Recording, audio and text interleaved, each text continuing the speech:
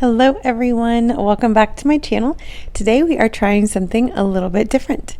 I am setting up my first ever reading journal. I have had in the past just written down quotes or like a book tracker for books that I have read, but I've never had a dedicated place just for journaling about my books. It's kind of funny. If any of my students ever watch this video, they might get mad at me because we do book projects and a reading journal is something they have to do with every single project. Sorry, guys. Now I'm filling it out with you. Had to switch out my tape roller there. Thank goodness I bought a 6-pack of those because I use them all the time. I know this is a reading journal, but I feel like you've got to, I've still got to go with the aesthetics, quotes, things that make it pretty and make me want to go there. So I am starting out with a quote about reading, of course, on craft paper in this typewriter font.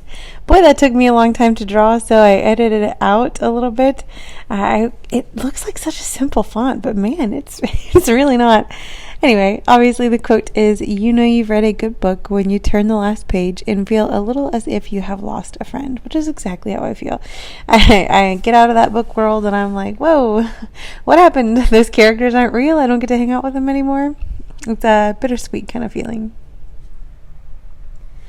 Now I am putting a piece of paper underneath. If you notice, I have some of that scrap craft paper just so I don't get the edges of the other pages messy.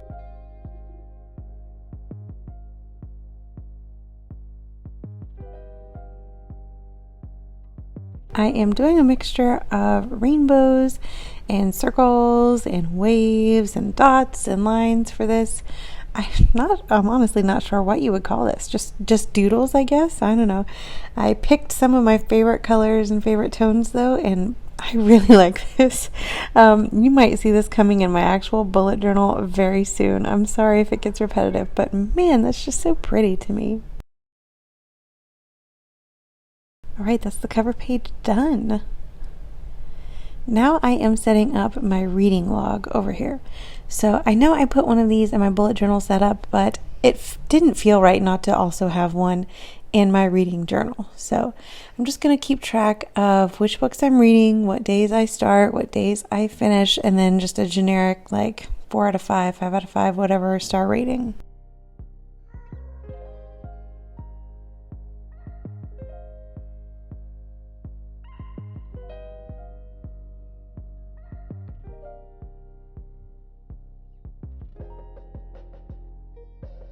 I am continuing this wavy theme throughout this page. I am trying to, so if you recreate this, I am trying to keep the patterns pretty similar so that it ties together, and obviously I'm using the same colors, but if I have a red wave on one page, on the next layout maybe I'll do the purple like I am right now.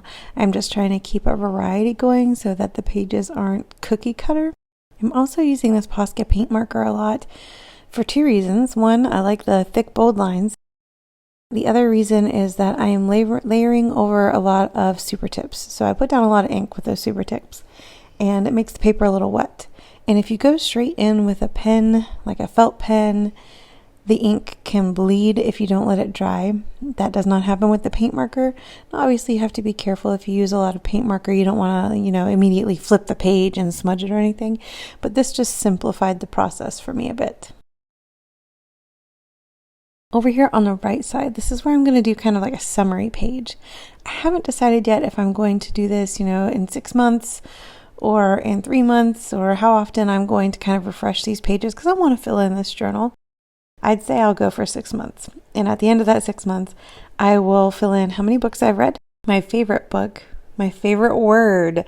I saw Caitlin Marie Da Silva in her book journal setup. She put a page for new words that she found, and I was like, that's brilliant. I have been obsessed with words. I mean, I have an English degree, not just an education degree, but an English degree. I was like, why have I never done this? So anyway, long story short, I'm going to have a section for my favorite book, my favorite quote from a book, and then my favorite word that I discovered in one of these books. And they're probably not going to all come from the same book, but we'll see.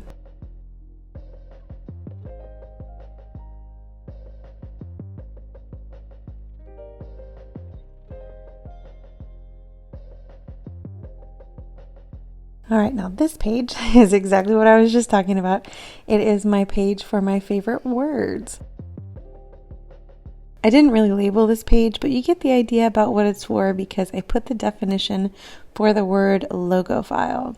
It means a lover of words, which suits me pretty well. Now I'm just filling in the page with some of these doodles. I added a branch here. I wish I would have added it to the other pages and I just first introduced it here, but that's okay. It's in the same colors, so everything goes together. That is the good thing about these very relaxed kind of doodle, just random shapes spreads, that you have a lot of room for adding in new ones. It doesn't have to be uniform. It doesn't have to be perfect because that's just part of the way it looks.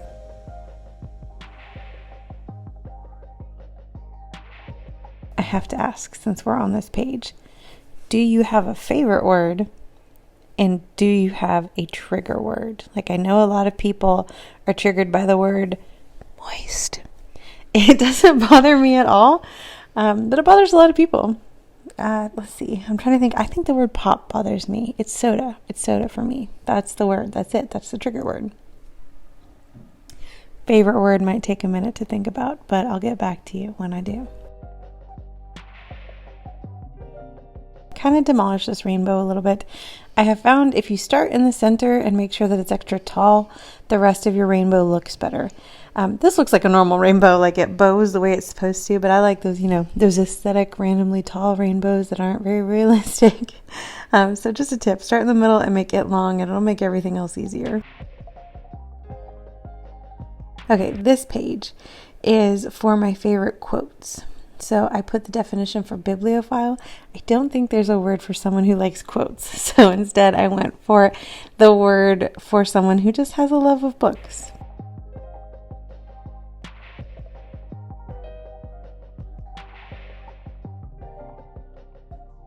As I am doing this voiceover, I've already started, filling in this journal. And I'm thinking I should have left room for 2 pages for the words and quotes. I have found I'm reading a mystery book. I posted it on my Instagram, but I'm reading a mystery book. And a lot of the mystery books that I read are written by people in Europe. So there are a lot of words there that I am not familiar with that I've already had to add to my spread. And I have to share one with you. And I'm so sorry. I think it's considered a swear word, but it's a bellend, like a bell.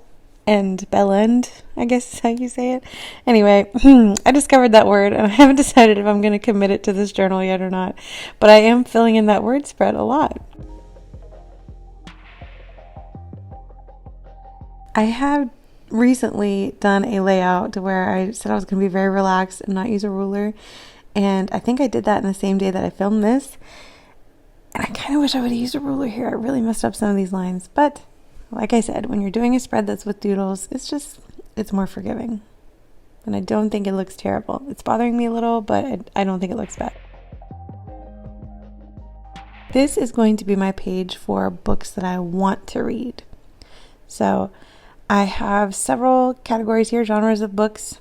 I'm realizing though, as I'm doing this voiceover, that I did not put a section for realistic fiction. I don't normally solely read realistic fiction. It's usually mystery for me and sci-fi. I kind of put them in the order that I read them. And I don't read a whole lot of nonfiction at all. I read to escape the real world, so I don't always want to hear about it, but I do want to try to branch out. I might just combine realistic fiction and nonfiction into one category at the bottom. I haven't decided yet, but feel free to leave me recommendations for any of those categories. Books are like stationery for me. I have a really hard time saying no.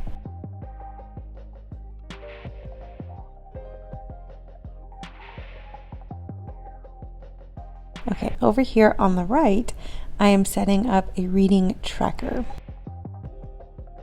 So I'm just going to go through and stamp each month and, come back, circle it each day that I read. I'm hoping that this will motivate me to read more. Now, obviously, I filmed this in January, so January tracker is not going to be 100% accurate, but the rest of them will be.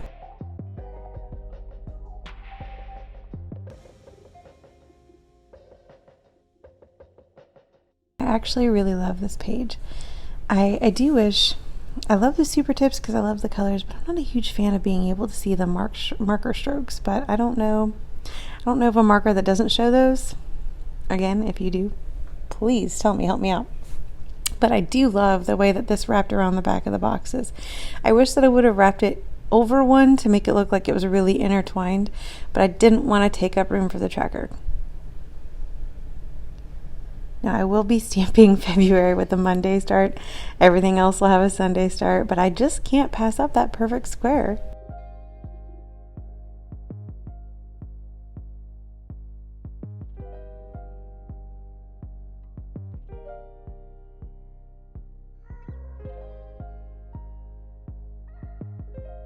This is my first entry in my reading journal.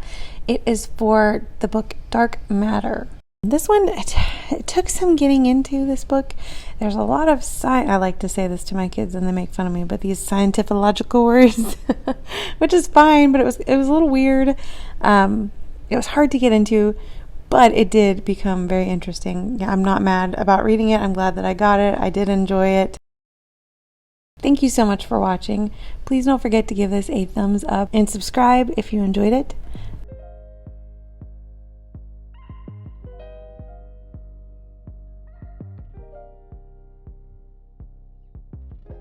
I did the funky font like this because that's what it looks like on the book cover. So I'll have a section here for the dates that I read it, the rating, characters, my favorite quote, and then notes.